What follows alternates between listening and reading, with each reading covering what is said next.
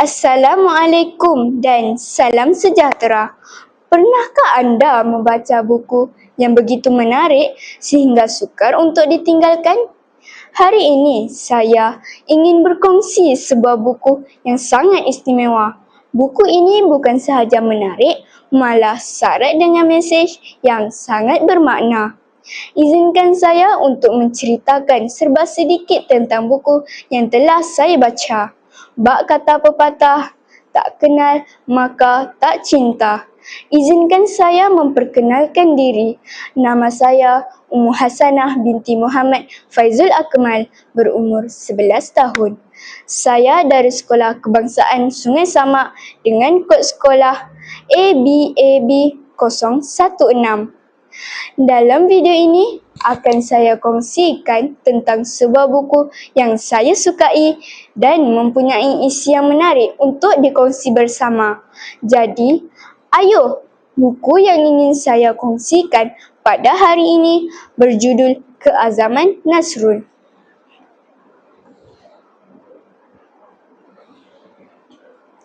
Hasil karya Zarinah Ismail.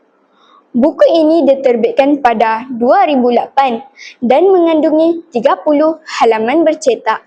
Saya memilih buku ini kerana jalan ceritanya yang sangat menarik dan tidak membosankan. Bahasa yang digunakan oleh penulis juga sangat jelas dan mudah difahami. Selain isi kandungan yang menarik, buku ini juga menggunakan teknik bahasa yang mudah, jelas dan sesuai dengan tahap murid sekolah rendah. Ayat yang digunakan tidak terlalu panjang dan mudah difahami.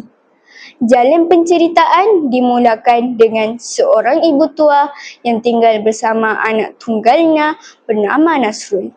Nasrul merupakan seorang anak yang sangat rajin dan sentiasa membantu ibunya menoreh getah dan berkebun.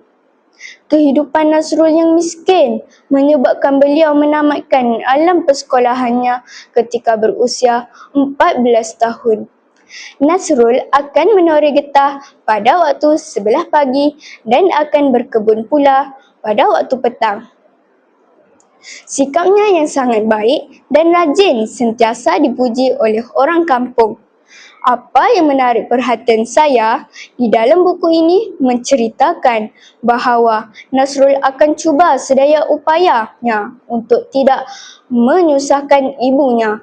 Nasrul akan membawa nasi bungkus yang dibeli kepada ibunya sejurus selesai melakukan pekerjaannya.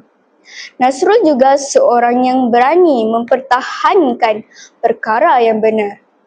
Perkara ini dapat dibaca semasa beliau dalam perjalanan ke kebun.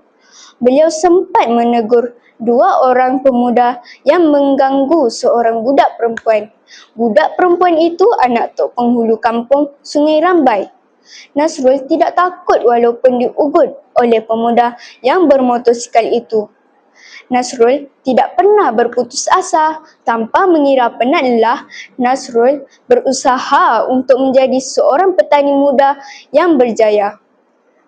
Beliau bertekad untuk terus memajukan dirinya dan tidak mahu hidup miskin selama-lamanya. Pak Abu, orang kampung yang sentiasa menyokong pekerjaan Nasrul, membantu beliau mendapatkan modal untuk berniaga di tepi warung Pak Abu.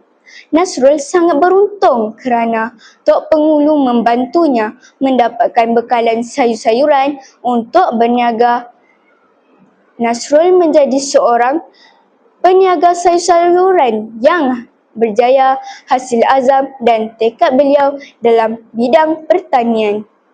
Burung merpati terbang melayang hinggap sebentar di pohon jati. Azam yang kuat jangan dibuang, kejayaan besar pasti dinikmati. Banyak pengajaran dan tauladan di dalam buku cerita ini. Antaranya ialah kita hendaklah berusaha bersungguh-sungguh dan sentiasa mencari ikhtiar agar maju dalam setiap lapangan yang dicuburi. Bina semangat yang kuat untuk berjaya di dalam hidup. Saya amat menggalakkan rakan-rakan membaca buku ini. Buku ini boleh didapati di perpustakaan sekolah saya. Jangan lepaskan peluang untuk meminjam buku ini. Baiklah, sekian sahaja bicara tentang buku yang sangat menarik ini. Terima kasih.